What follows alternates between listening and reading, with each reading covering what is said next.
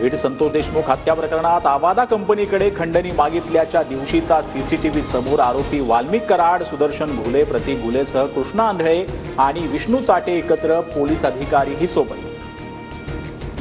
सीसीटीव्हीतून आकासह सर्व आरोपींचा खंडणीशी संबंध असल्याचं स्पष्ट होतंय। सोबत असलेले पोलीस निरीक्षक राजेश पाटील यांनाही सह आरोपी करा, आमदार सुरेश धस यांची मागणी। ठरवलं असतं तर आदिती तटकरेंना निवडणुकीत पाडलं असतं, मात्र चूक झाली। सुनील तटकरेंनी शिवसेनेवर केलेल्या टीकेनंतर गोगावलेंचं प्रत्युत्तर। तटकरेंना आपल्यामुळे लीड मिळाल्याचा गोगावलेंचा दावा। महायुतीतला समन्वय अभूतपूर्व यश टिकवण्याची जबाबदारी सर्वांचीच, मात्र रस्त्यावर उतरून आंदोलन करणं हे सरकारच्याच विरोधातलं कृत्य, त्याचं समर्थन करणार नाही, तटकरेंनी शिवसेना नेत्यांना पुन्हा सुनावलं।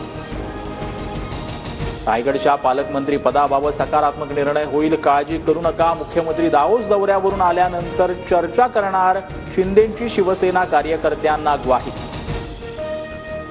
पालकमंत्री पद वाटपावरून शिवसेनेनंतर राष्ट्रवादीतही नाराजी।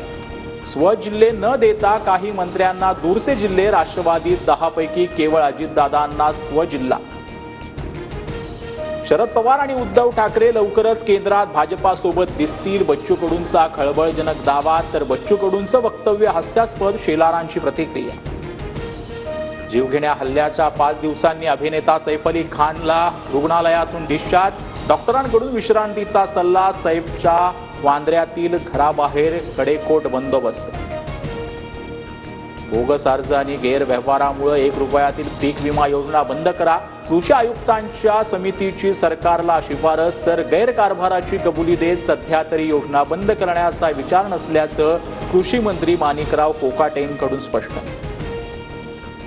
मंत्री राधाकृष्ण विखे पाटलांकडून वाळू तस्करांची पाठराखण, वाळूच्या गाड्या चालू राहू द्या, सगळी आपलीच लोक आहेत, भाषणावेळी विखेंनी सोलापूरच्या जिल्हाधिकाऱ्यांना सांगितलं, मात्र टीव्ही 9च्या प्रश्नावर विखेंचा घुमजाव।